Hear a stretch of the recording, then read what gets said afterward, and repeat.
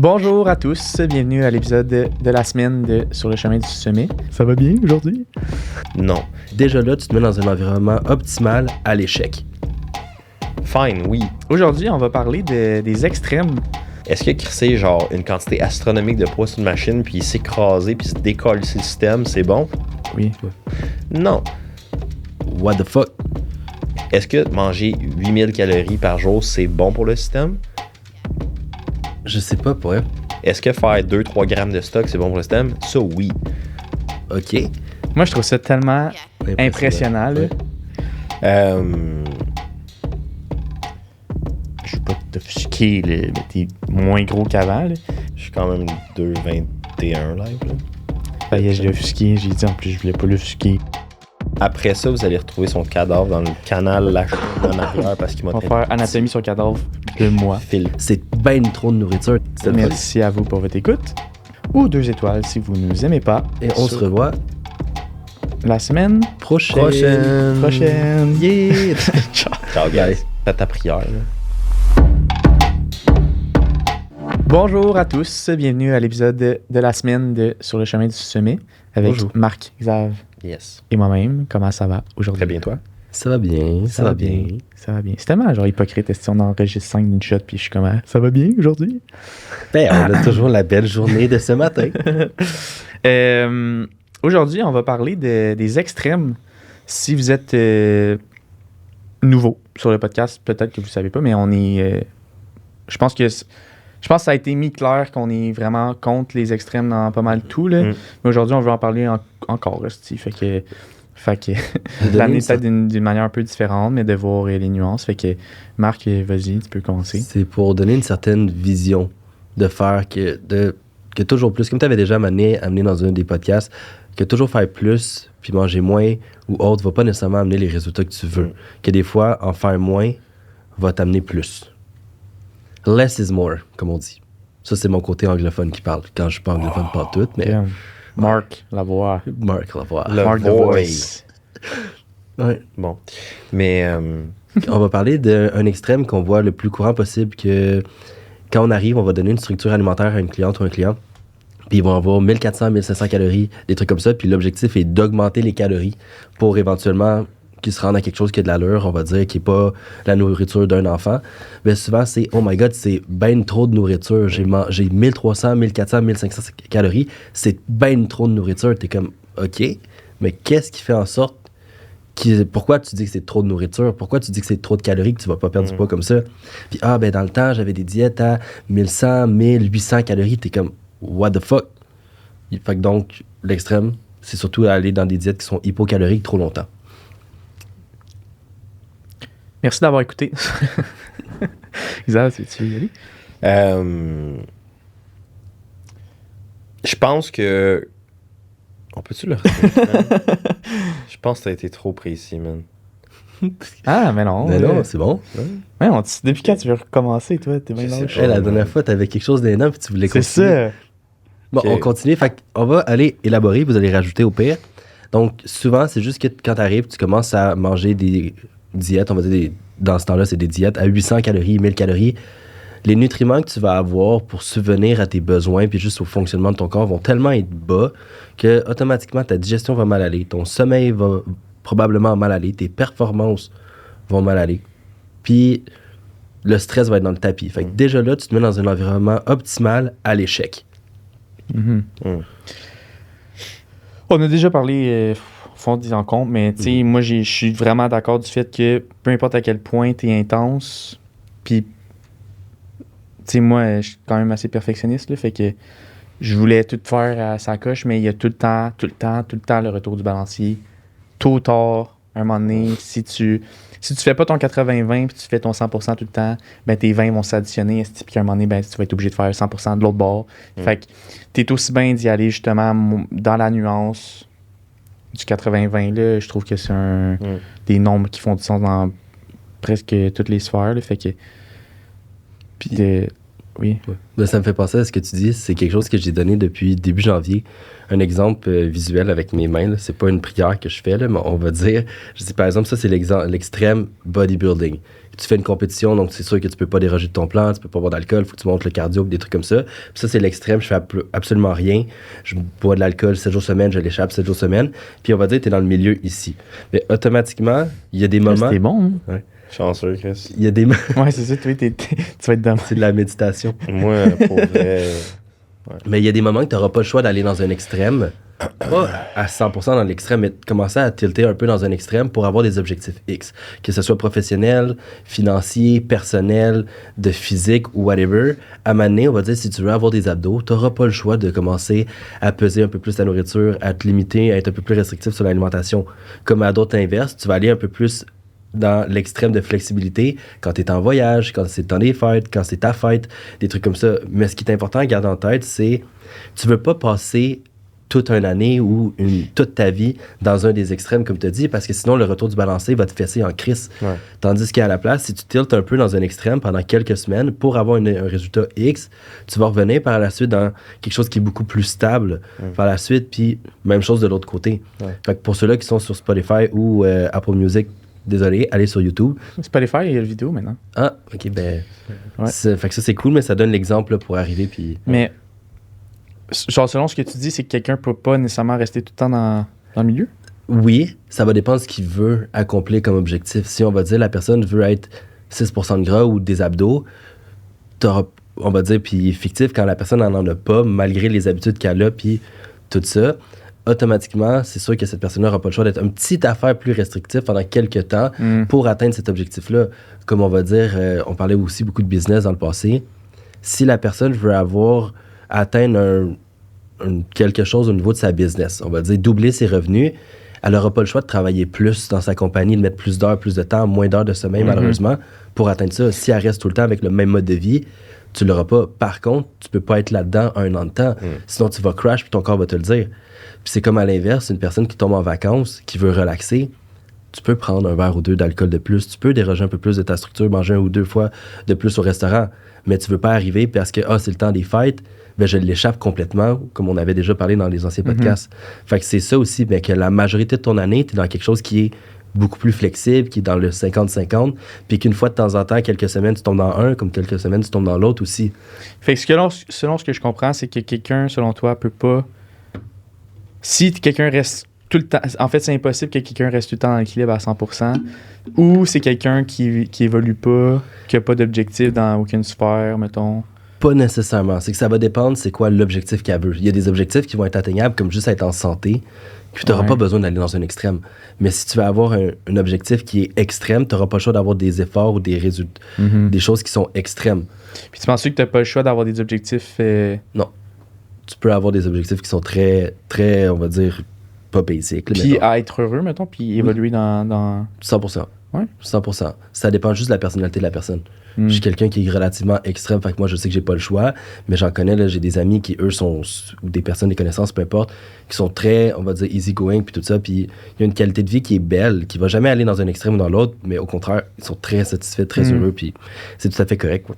Ça va dépendre... Oh, je te touchais le mollet. Ça va surtout dépendre, la personne, sa personnalité, puis ce qu'elle veut atteindre. Toi, qu'est-ce que t'en penses, gars? Écoute, c'est sûr que je pense que c'est un sujet qui est comme tellement mitigé parce que, comme vous avez dit, c'est propre à chacun, c'est propre à chacune des parties de leur vie, c'est propre à chacune des facettes de leur vie.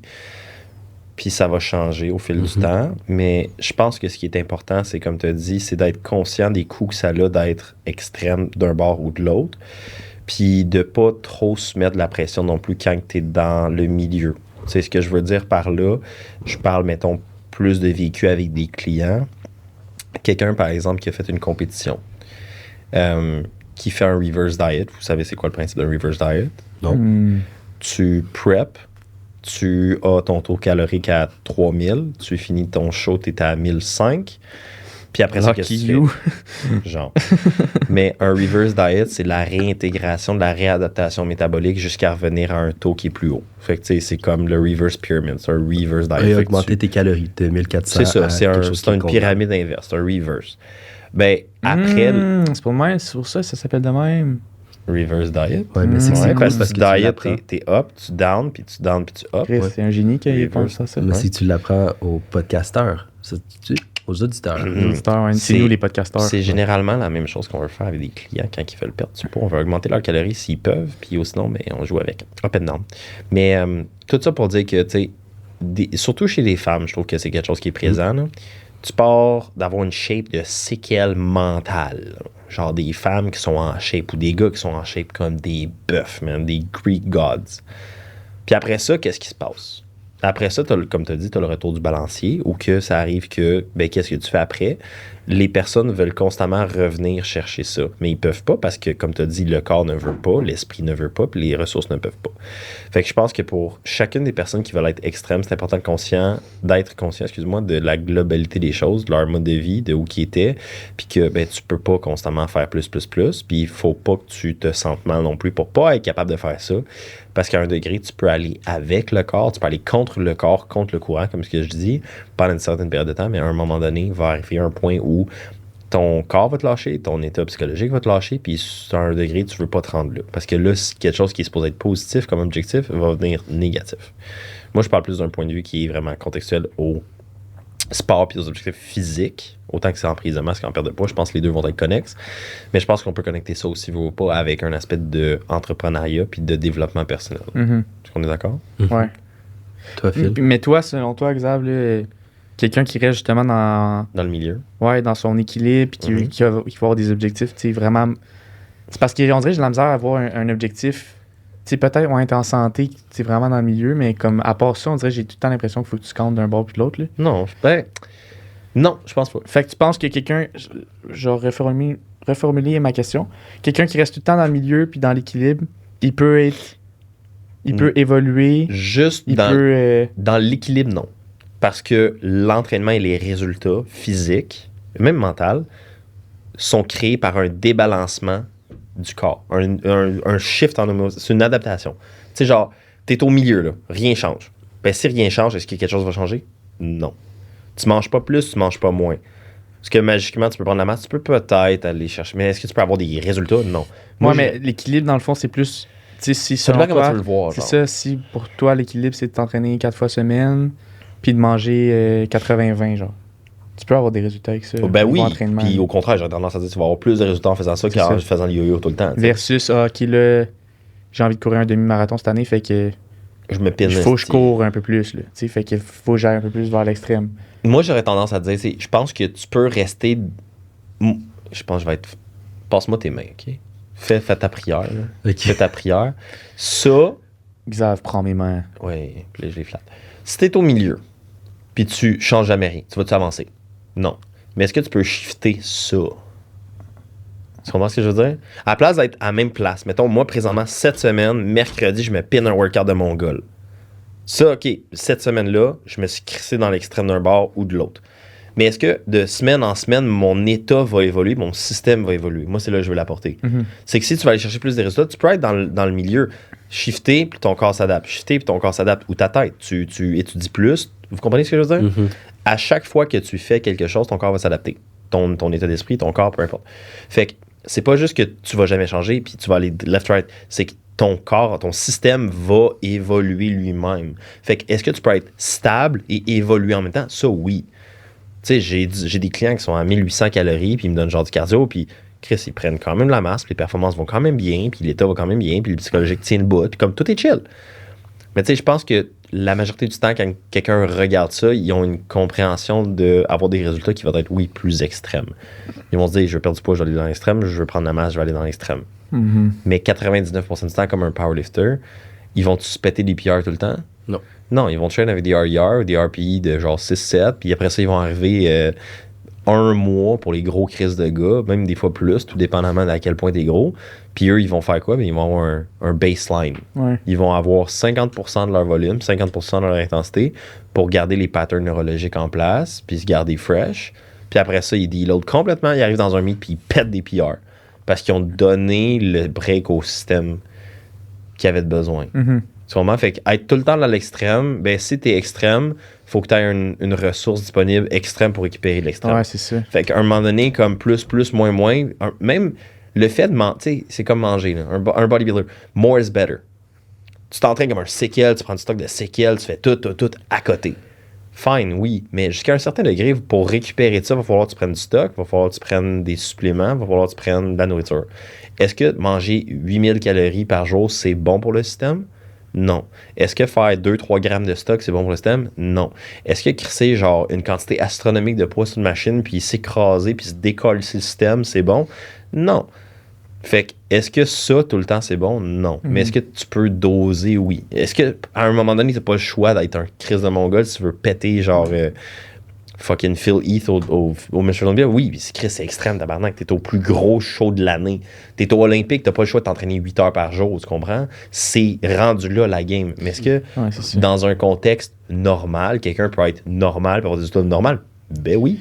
Oui, mais c'est parce qu'en réalité, c'est que si tu restes tout le temps là, vraiment là, à l'équilibre parfait, là, c'est que tu restes tout le temps dans ta zone de confort mais aussi. Mais tu n'auras aucune adaptation. C'est important là, de sortir. vouloir mais c'est ça, je veux dire. ta zone de confort. Mais, mais je pense que tu peux quand même le faire en restant dans un équilibre. Oui, mais à degré moins. Mais tu sais, tu vas bouger de 1% là, vers d'un bord ou 2%. Là, ça va être plus long que quelqu'un qui va à l'inverse, mais c'est parce que c'est comme high risk, high reward. C'est intensité versus longévité. Ouais. Puis je pense que... Ben, encore là, ça dépend. Tu peux faire un entre-deux, c'est ça, l'équilibre. Putain. Moi, il y a des journées, il y a des... Genre, pas la semaine prochaine, la semaine d'après, je prends aucun suivi. Juste mes clients training. Genre, 16 heures de training par semaine. C'est bon? 4 jours, 4 clients. Je fais ça, je fais rien d'autre. Moi, ça m'amène à une question un peu, peut-être plus personnelle. Par rapport à, mettons, 2023, mettons qu'on prend cette année-là, dans quelle sphère de votre vie vous avez eu tendance à aller dans l'extrême? Toutes. Toutes les sphères? En 2023, t'étais extrême au niveau entraînement? Au début, ouais. Ouais? Moi, non. J'étais juste mentalement pas là. Fait que toi, ça a été dans quelle sphère? On dirait que j'ai été dans une des... Je sais pas, pour vrai. Vite comme ça, je sais pas. Ouais. Parce que on dirait que ça a été une grosse année de développement personnel, style mental. Mais le reste, dans le cheminement de ma vie, carrière, whatever, physique, j'ai quand même stagné un peu. Mais je trouve que là, cette année, avec comment ça se place, tout est en train d'arriver d'aller dans l'autre extrême qui va m'amener où est-ce que je veux aller niveau carrière. Niveau, physique. C'est ça. Fait que niveau, mettons, business, tu aurais plus tendance à aller dans un extrême. Aujourd'hui, cette année, oui. Ouais. On dirait qu'il veut nous apporter à dire qu'on est extrêmement business. Ben, tu sais, toi définitivement, mettons, dans 2023, tu as été extrême à crashé, man. Mais j'ai appris mes barèmes, genre. Moi, j'ai été extrême à niveau physique, puis entraînement, puis tout ça. Puis c'est revenu. J'ai appris aussi, fait que, ouais, mais tu sais, je pense, tu sais, peut-être qu'un jour, tu vas remettre à aimer l'entraînement en hypertrophie. Pas pour la même raison. Mais moi, live, je prends un break. Quand j'étais jeune, je tripais ses performances, là. Genre, j'étais comme, je dois deadlifter le plus. Puis à un moment donné, je suis arrivé, je suis comme, je m'en crisse. Mon focus se switché. Ah, là, je veux de l'esthétique. Ah, là, qu'est-ce que je veux? Peut-être que je vais me mettre à courir, genre, who knows? Peut-être pas. Mais c'est aussi de garder en tête. Il fait ça? Ouais, il a fait du track run. Ouais, il a donné ça. Shut the fuck up. Il a démissionné. Ben, je sais qu'il a pris sa retraite. Il a pris sa retraite, puis là, il fait du track. Je savais pas qu'il trackait. Puis il est huge, man, ce gars-là. Ouais, mais Chris, man. Mais il en faisait, lui, avant. C'est ça, il revient. Mais c'est drôle, Chris, qu'on parle de ça, man. Mais comme, il y a 2-3 jours, quand j'ai dit fuck it, genre, je tire la plug pendant un bout. T'as fait du cheerleading. Ben, je peux pas, man. Je veux bien. Ça, puis super gros. Je pourrais pas, là. Tu sais, je pense pas. Fun fact, pour ceux qui savaient pas, Xav serait capable de faire un backflip live. Je vais le filmer, puis man. Moi, je trouve ça tellement impressionnant, là. Ouais. J'ai fait la semaine passée, je parlais à un client, puis il me dit Yo, Big, ça va? Backflip. Genre, là, t'es rendu... Je veux pas t'offusquer, là, mais t'es moins gros qu'avant, là.